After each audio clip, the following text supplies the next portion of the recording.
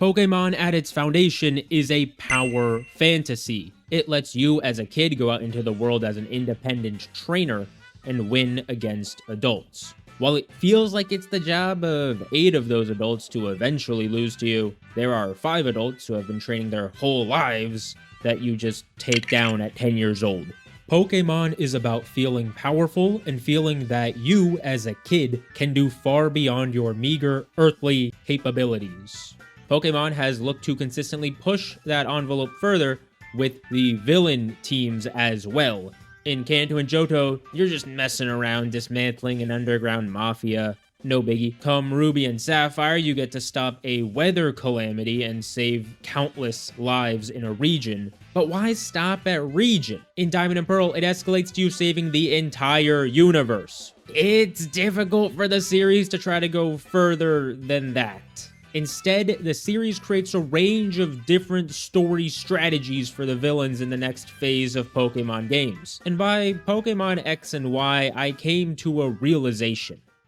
I don't want to save the world.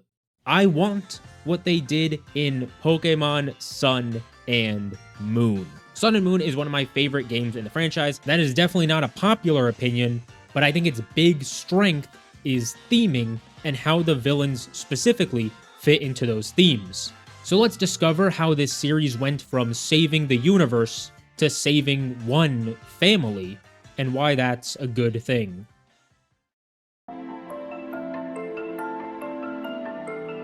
Starting off, Sun and Moon have a very simple theme, but I'd say that concentrated focus is beneficial. The theme being family. This theme is present in a lot of small ways throughout the game. The player's mom gets an unnecessarily large amount of screen time at the beginning. Professor Kukui has a wife. Your rival Hao has a father. It's not a lot, but it's a nice way to give everyone connections to the main theme at hand. And there are 2 big examples of family and how family experiences can shape one's character. Lusamine and Guzma, our 2 big bosses. But circling back to that whole power fantasy thing, there are plenty of ways these bosses can be interesting villains, but how was Pokemon handling the big boss villains in the power fantasy? You already saved the universe in Gen 4, how can we really go beyond that? Well, in Black and White, Game Freak came to an epiphany. What if the villains had actual human consciousness? Science. What if the villain was an actual character and not just evil people do evil thing because they're evil? Hence, Black and White are games where the stakes are kind of lowered, where Team Plasma isn't trying to cause the apocalypse. Now, trying to liberate all Pokemon is still a world-altering cause, but no one is dying directly. And instead of just stopping Team Plasma, you come to understand N as a person rather than just an obstacle. Psych! That's the wrong number! Getsis is here, and he's all about world domination. Look at that chessboard. Look at that drip. He got that shit on, and you think he's not planning a global takeover of mind manipulation? So yeah, even if it comes in at the end, we are saving the world. We are stopping true evil in Getsis. And then we're gonna skip over Black and White 2. No sir, not talking about that one. They're bad, so you fight them, but do you, really believe that, man? Marlin, they are bombing cities! Now in X and Y, they try to get both angles, both a personable villain and high-stake villainry. They figure, what kind of conscious being has enough malice in their heart to cause an apocalypse and believe they're doing something good? Tech billionaires. However, the sympathetic villain and high-stakes X and Y attempted is just not compatible for a Pokemon game. They do not have the word count to make me sympathize with Lysander. As a counterexample, this is Jin, the edgy e-boy villain who also wants to end the world. Monolith decided for you to sympathize with him, they needed an entire prequel game devoted to why he wants to end the world. Lysander is not getting that kind of treatment, and Pokemon kind of fails at getting both a interesting character and high-stakes saving-the-day story. Now in Sun and Moon, they decide to lower the stakes pretty drastically. The focus is near exclusively on the character of the villain rather than any grand promise of saving the world. Let's start with Guzma. He is the boss of Team Skull, an evil team that isn't quite on par with the world-creating, world-ending, and world-liberating counterparts from before. Despite Guzma's intimidating appearance and words, he and Team Skull are no real threat. They're a bunch of outsiders who feel that society has failed them and seek company in similar individuals. Team Skull doesn't believe they can make a positive impact, so they'll instead make a negative one. There is a greater presence and depth to a group of NPCs that usually blindly follow one man's order. Instead, Team Skull is built on a bit of camaraderie and people who are lost trying to find their place in the world. Now, despite all that camaraderie, they are thieves and thugs at the end of the day, but that does mean the stakes with Team Skull are pretty low. There's some standard hooliganry that you intervene in, but nothing on even the simple Mafia Syndicate level of Team Rocket. There is instead a bit more to uncover when it comes to Guzma. Even if he and Team Skull are mostly distractions, he's not a fantastic guy. And we can turn to Guzma's parents for some form of an explanation. Upon completing the game, Guzma disbands Team Skull, and you can find him at his parents' house before he runs off to the beach. Afterwards, the player can find some interesting things. Guzma's room has a ton of trophies. Guzma's dad owns a bunch of bent and broken golf clubs. Evil just doesn't happen without cause. Guzma lived in a household that seemingly placed constant pressure on him to be the best, and he was able to keep up with that for a while, until he finally failed and wasn't able to become a kahuna. In that moment, when he couldn't live up to the pressure and couldn't please the authority figure in his life, then he runs away and spirals into Team Skull's boss. Guzma's upbringing instilled the belief that power and strength were all that mattered, that beating people down and asserting yourself was of the utmost importance, and that is what leads to this formation and persona that he puts on as the big boss. When working with the Aether Foundation, Guzma's only really doing it because he once again feels like he's pleasing an adult, an authority figure that he thinks recognizes how strong he is. He then needs a 10-year-old to bring him back down to earth, so maybe we're escalating the power fantasy up to therapist. No! No! No! Stay back! Wait, where'd you get that piano? And now time for the true star of the show, Lusamine. Oversimplifying it, Lusamine is a terrible parent who puts work before her children. Her husband and children then leave her, and she becomes obsessed with just owning things and having material beauty in possessions like the Ultra Beasts. I'm not gonna sleep, I'm not gonna eat, my family's gonna hate me, my husband's gonna threaten divorce. Again, pretty low stakes. She does cryo-freeze Pokemon to keep in her lair, which is kinda terrifying, but her maniacal pursuit of the Ultra Beasts isn't going to cause the destruction of the planet. Her jellyfish is weird, but I don't think it's a nuke. And even as Lusamine opens up multiple wormholes across Alola, it seems the Kahunas have a pretty good grasp on them, and there's no real impending disaster. The possible disaster of Ultra Beasts rampaging across Alola is not the crux of these scenes the way it's been in the past. The crux is that Nebby might die, that Lily and Gladion cannot reconnect with a mother that seems too far gone. As Lusamine and Guzma vanish into Ultra Space, there's no urgency to save Alola, there is an urgency to save Lusamine. An urgency that comes because you get to know Gladion, Lily, and their family history. Lusamine's terrible parenting causes her son and daughter to run away both with Pokemon she was conducting research on. Despite being raised by the same mother and, for a time, missing father, Gladion and Lily both end up doing very different things on their own. Gladion becomes a freelance gang member doing odd ends and jobs for Team Skull. Guzma finds there to be a bit of courage and strength in someone who was willing to just run away from home at such a young age the way he sorta did. Lily, however, runs into the positive influence of Professor Burnett and Kukui and becomes the latter's assistant. Both Lily and Gladion have the same end goal of, well, surviving and looking out for the Pokemon they nabbed from their mother, but circumstances and a bit of nature gave them different results. Even with their current broken family dynamic, You can see that Gladion and Lily want to find a way to make it work with their mother. They may not be able to just get the good old days back, they may not completely forgive Lusamine, but they can progress towards the semblance of a family again.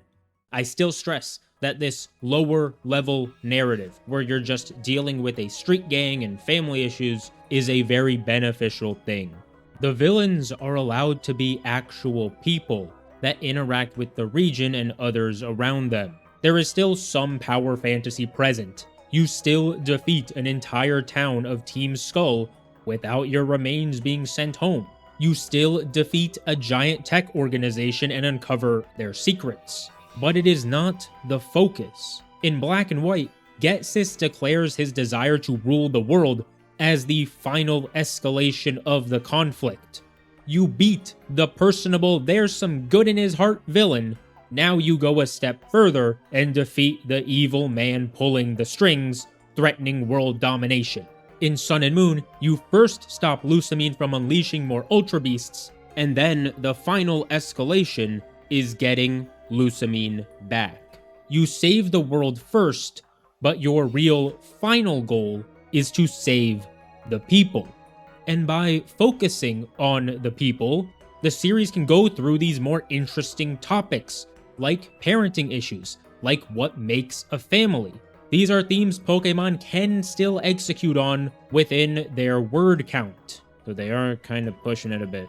They can touch on topics that are more relatable to the player, whether to the kid who feels strength and toughness is all they need to fit in, or the kid who has a poor relationship with their parents. Now, even with mature topics, Pokemon does still have to be pretty kid-friendly through all of this. That's the kind of game they want to be. This leads to some hiccups dialogue-wise. Lusamine feels thoroughly harsh, but Gladion and Lily fit a bit too nicely into their boxes, with Lily being a kind of sheltered, can't do anything on her own damsel, and Gladion being an edgy, independent trainer. Who says stuff like this, man? Guzma's relationship with his parents is also vague enough that you could be very charitable and that he wasn't outright abused. You could say that Guzma tried golf, wasn't good, so he broke the clubs on the ground or something. Hello, this is me deep in the throes of editing, and I no longer really agree. I don't think you have to be that charitable for that to be the interpretation. In fact, that's probably the right interpretation, that Guzma breaks the golf clubs himself in frustration. I would still point to Guzma's attitude and his dad's dialogue as signs of a trouble and possibly physical upbringing, but I would not submit the golf clubs as evidence to that case. I'm gonna keep the next edit in, even though it really doesn't flow that well. I hate golf! Even with the constraints of being children-friendly, Pokemon should not use that as a full excuse out of the lower stake but more mature topics Guzma and Lusamine touch on. Now, in all this talk about Lusamine, Lily, and Gladion, there is one key character I haven't mentioned, the missing piece of the family. When it comes to the father, Sun and Moon kind of gloss over his disappearance. But you can find tucked away in a little menu option, Mon, the Bean Man. But farming. Really? Then with enough snooping around, you can say, yeah, he's the father. Mon was conducting research into ultra wormholes with Aether, and Gladion tells you that he disappeared during an experiment. That is the pivotal bit, the true start to everything. After Mon disappears, Lusamine tries desperately to hold on to what she has left. She becomes compulsively controlling of her children. She wants to keep everything as it is. She wants to keep everything in this sort of stasis limbo where she feels she is in control. She even applies this principle to herself, using who knows what kind of morning makeup routine to make her look the same way she did a decade ago. To Lusamine, the worst thing about love is that it may not be there tomorrow. So Lusamine tries to make sure that tomorrow never arrives. Her cryo-freezed collection of Pokemon is something that she can forever hold on to in an unchanging state. They don't grow up, they don't rebel, and they don't desert her. But then when her actual children do desert her, Lusamine only spirals further and further.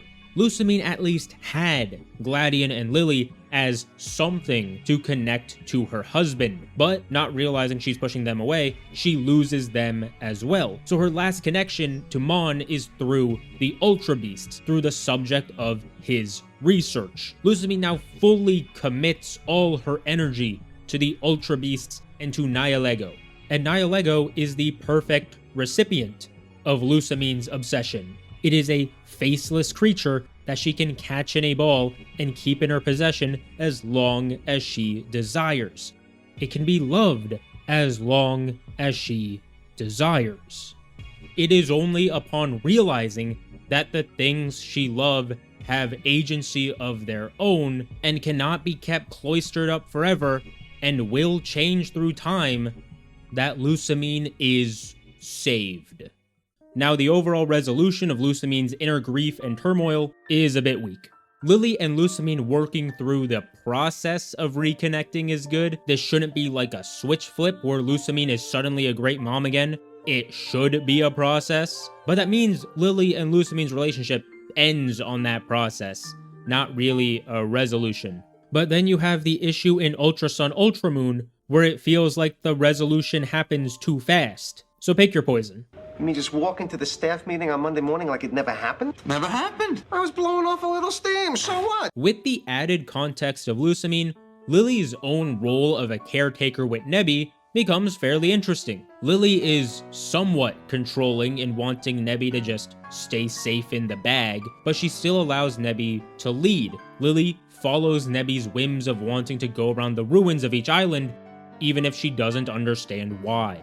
She also is able to say goodbye to Nebby and let go in a way her mother could not. Lily acts like a parent sending their kid off to daycare or college. She is still very much concerned, but understands she can't keep them safe or under her control any longer. It's over! This has been a long ramble about how Pokemon should not go solely into the power fantasy and instead index more into these mature, interesting themes. And if you want mature themes that make you question the essence of life in Pokemon, there's only one place to turn. The manga significantly heightens Lusamine's character by clarifying a few points about Mon. Before her husband's disappearance, Lusamine already believed their relationship was strained and that business with the Aether Foundation further stressed the relationship. And at the height of Lusamine's anxiety, Mon disappears into an ultra wormhole. But Lusamine doesn't know that. She believes her husband hated her so much to the point of abandoning her and their kids. Gladion describes his father's disappearance as just that, a disappearance. It is contextualized more as an accident, an experiment gone wrong.